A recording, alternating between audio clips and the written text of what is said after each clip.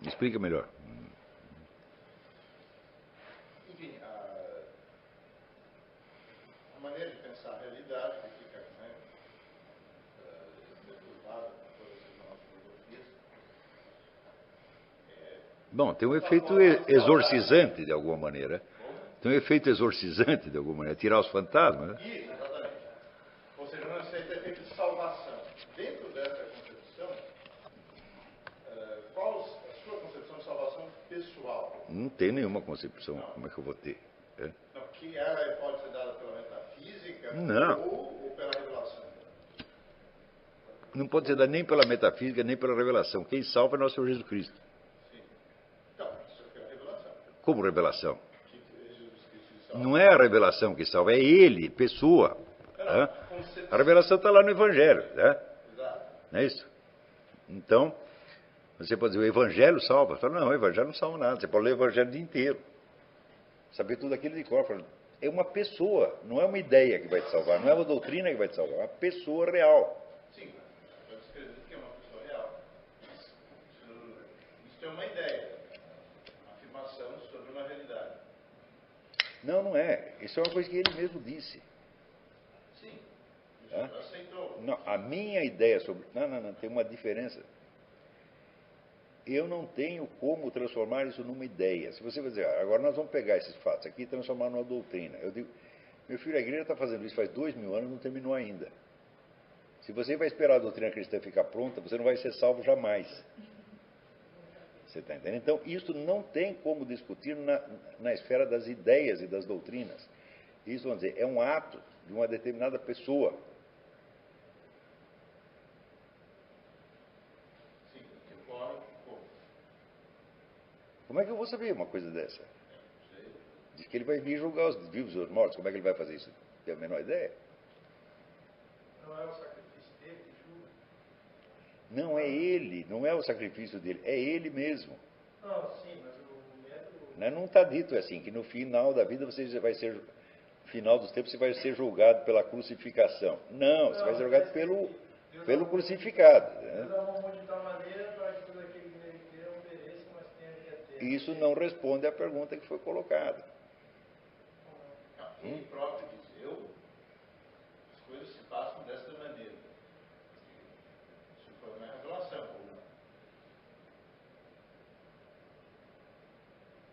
Bom, se você está querendo dizer com revelação a sequência de acontecimentos que está narrado no Evangelho, e que inclui muito mais acontecimentos do que estão narrados no Evangelho, então sim, vou dizer, isso é a revelação. Mas se você entende por revelação apenas aquilo que está escrito no Evangelho, que foi depois desenvolvido pela doutrina, ao longo das discussões teológicas, de concílios, etc., eu digo, a revelação não salva ninguém. Não é a revelação. Escuta, a palavra revelação está só atrapalhando. Ninguém jamais foi salvo pela revelação. A revelação é apenas um fato, esse fato já aconteceu. O que já aconteceu, tá certo? Não vai determinar o que vai acontecer depois. Existe uma decisão a ser tomada. Essa decisão vem de uma pessoa. Então ela é a decisão arbitrária? Não, como é que eu vou saber? Não, tipo, eu... Vou dizer, é da natureza de Jesus Cristo a ação arbitrária? Não. É da natureza de Jesus Cristo a ação de acordo com uma lógica predeterminada? Também não. Ele tem uma natureza própria. Tem uma pessoa que tem um caráter. Não, mas eu vou pegar uma coisa muito mais simples. Um ato que uma pessoa faz por amor a você é arbitrário? Não. É um ato inteiramente determinado por uma doutrina lógica que foi antecedida? Também não. Então, essas categorias não se aplicam ao amor divino. É muito simples. Mas o amor divino ele segue uma possibilidade, ele pega aquela ideia do metafísica do possível. Então, por exemplo, da mesma forma. Não, mas o que você está querendo é você está querendo entender a lógica do amor divino. Então, em primeiro lugar, isso não faz sentido. Então você. Lembra o exemplo que eu dei outro dia. A pessoa chega para você e fala, eu te amo. Você vai perguntar por quê? Não, mas os atos materiais... O ato do amor é autoexplicável. Nenhuma explicação o abrange. Quer dizer, o amor responde a todas as perguntas instantaneamente e aplaca, né, todas as dúvidas. Ele não é que ele responde a todas as dúvidas, ele aplaca todas as dúvidas. Quer dizer, a dúvida cessa de fazer sentido naquele contexto. Quer dizer, e esta é a resposta final. Mas há um chamado, quer dizer, se trata de revelação no sentido, quer dizer, ele esteve na Terra e falou certas coisas, vem até mim, né? Eu sou a porta. Espera um pouquinho, espera aí. O Jesus do qual vocês estão falando é um Jesus que está lá no Evangelho e que está na doutrina. Não é desse que eu estou falando. Tudo que o Evangelho diz e tudo que a doutrina diz é um nada. Eu estou falando do Jesus real. Mas como você conhece o real se não acessar ele pela relação? A pergunta é o contrário. O Jesus real já estava agindo aí muito tempo antes do Evangelho. Se não tivesse o real, como é que você ia conhecer a revelação? Vamos dizer, é um hábito cultural de confundir a ordem do conhecer com a ordem do ser. Mas o que tem que predominar é a ordem do ser.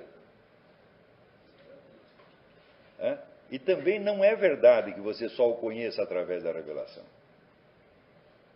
Isso não é verdade de maneira alguma. Não, sim, mas a ideia... Eu vou fazer outro comentário. Entendeu? Olha, a ação divina está onde ela quiser. Não é onde está escrito na revelação. Se você quiser pegar um sujeito que nasceu na Conchinchina, que nunca ouviu falar de evangelho nem coisa nenhuma, e Deus quiser fazer um milagre para ele, faz, ué. Então, a ação divina predomina sobre a revelação. Mas predomina infinitamente. Então, não é certo você dizer, nós só sabemos dele o que está escrito ali. Fala, Porque ele quis se fazer carne e se revelar. E se você nunca ficou sabendo disso, vai interferir em alguma coisa? Não vai interferir em absolutamente nada. Escuta, você veja, a sequência dos milagres que aconteceram depois do que está ali, é um negócio inabarcável. E não depende das pessoas conhecerem o Evangelho. Você veja o apóstolo Paulo... A ação divina é muito mais vasta do que vocês estão imaginando. Não, sim, mas o apóstolo... É o seguinte, olha, eu digo, vocês leram muito o Evangelho e estudaram um pouco a história dos milagres. Mas como é que começa o Evangelho? Não começa com um milagre? Se não tem o milagre do nascimento virginal, não vale nada. Aqui não vale nada. Se não tem o milagre da ressurreição, também não vale nada. Então, o milagre prevalece sobre a narrativa evangélica. A narrativa evangélica existe porque existiu o milagre.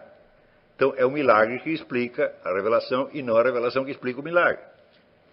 Sim, mas veja o apóstolo Paulo diz o seguinte: ainda que viesse um anjo pregasse o evangelho, do qual nós não temos integrado, seja nada. Faz o seguinte, olha, você é de formação protestante?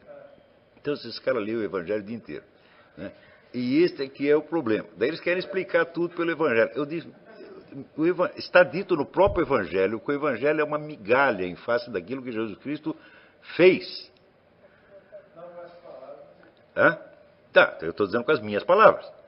Porque se fosse contar tudo o que ele fez, não haveria livro que chegasse. Então, de cara, está dizendo, olha, isso aqui é só uma amostra.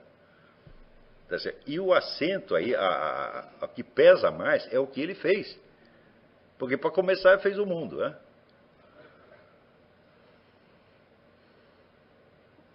Então,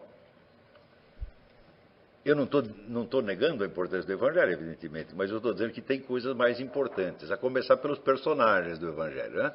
Que já existiam antes que aquilo fosse escrito, e que continuaram agindo, tá certo? Entre populações que jamais ouviram falar do Evangelho. Então, observar, perceber esta ação divina é a coisa mais importante.